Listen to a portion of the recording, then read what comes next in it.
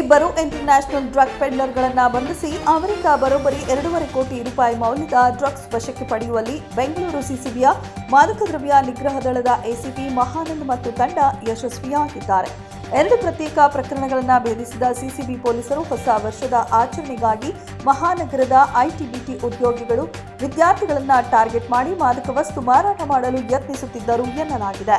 ಸೋಲದೇವನಹಳ್ಳಿ ಠಾಣಾ ವ್ಯಾಪ್ತಿಯಲ್ಲಿ ಕಾರ್ಯಾಚರಣೆ ನಡೆಸಿ ನೈಜೀರಿಯಾ ಮೂಲದ ಒಕೋಕೆ ಕ್ರಿಸ್ಟೋಫರ್ ಒಡಿಕಲ್ ಎಂಬಾತನನ್ನು ಬಂಧಿಸಿ 1 ಕೆಜಿ 70 ಗ್ರಾಂ ಎಂಡಿಎಂಎ ವಶಕ್ಕೆ ಪಡೆದ ಪೊಲೀಸರು ಆರೋಪಿಯು ಸ್ನೇಹಿತರಿಂದ ಡ್ರಗ್ ತರಿಸಿಕೊಂಡು ಮಾರಾಟ ಮಾಡುತ್ತಿದ್ದ ಆರೋಪಿಯು ಈ ಹಿಂದೆಯೂ 2 ಬಾರಿ ಅರೆಸ್ಟ್ ಆಗಿ ಜೈಲಿಗೆ ಕೂಡ ಹೋಗಿದ್ದ.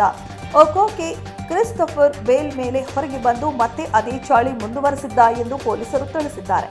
ಬಂಡೆಪಾಳ್ಯ ಪೊಲೀಸ್ ಠಾಣೆಯ ವ್ಯಾಪ್ತಿಯ ಮನೆಯಲ್ಲಿ ಡ್ರಗ್ ಶೇಖರಿಸುತ್ತಿದ್ದ ತಮಿಳುನಾಡು ಮೂಲದ ಆರೋಪಿ ನವೀನ್ ರಾಜ್ ಬೆಂಗಳೂರಿನ ಅಮೆಜಾನ್ ಕಂಪನಿಯಲ್ಲಿ ಡೆಲಿವರಿ ಬಾಯ್ ಆಗಿ ಕೆಲಸ ಮಾಡಿಕೊಂಡಿದ್ದು, ದುಡ್ಡಿನ ದುರಾಸೆಗಾಗಿ ಕಡಿಮೆ ಬೆಲೆಗೆ ಡಾರ್ಕ್ ವೆಬ್ ಮೂಲಕ ಡ್ರಗ್ ತರಿಸಿಕೊಂಡು ಸ್ಥಳೀಯರಿಗೆ ಮಾರಾಟ ಮಾಡುತ್ತಿದ್ದ ಎನ್ನಲಾಗಿದೆ.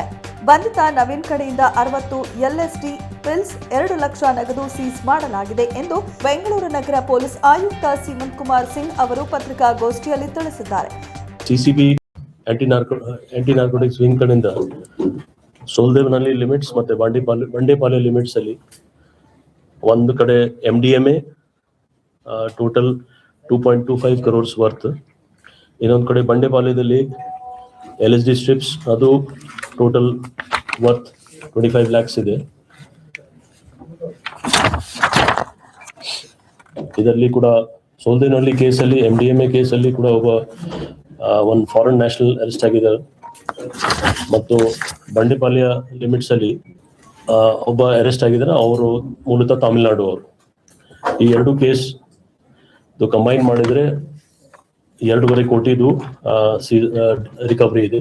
ಈ ಯಶಸ್ವಿ ಕಾರ್ಯಾಚರಣೆಯನ್ನ ಬೆಂಗಳೂರು ನಗರ ಅಪರಾಧ ವಿಭಾಗದ ಜಂಟಿ ಪೊಲೀಸ್ ಆಯುಕ್ತರಾದ ಅಜಯ್ ಹಿಲೋರಿ ಮತ್ತು ಉಪ ಪೊಲೀಸ್ ಆಯುಕ್ತರಾದ ರಾಜಾ ಹಿಮಾಮ್ ಖಾಸಿಂ ಅವರ ನಿರ್ದೇಶನದಂತೆ ಸಿಸಿಬಿಯ ಮಾದಕ ದ್ರವ್ಯ ನಿರೋಧಕ ದಳದ ಎಸಿಪಿ HK ಮಹಾನಂದ್ ಅವರ ನೇತೃತ್ವದಲ್ಲಿ ಪೊಲೀಸ್ ಇನ್ಸ್ಪೆಕ್ಟರ್ಗಳಾದ ಮಂಜಪ್ಪ, ಲಕ್ಷ್ಮೀನಾರಾಯಣ ಹಾಗೂ ಅಧಿಕಾರಿ ಸಿಬ್ಬಂದಿಗಳ ತಂಡ ಆರೋಪಿಗಳನ್ನು ಬಂಧಿಸಿ ಅವರಿಂದ 2.5 ಕೋಟಿ ಮೌಲ್ಯದ ಡ್ರಗ್ಸ್ ವಶಕ್ಕೆ ಪಡೆಯುವಲ್ಲಿ ಯಶಸ್ವಿಯಾಗಿದ್ದಾರೆ.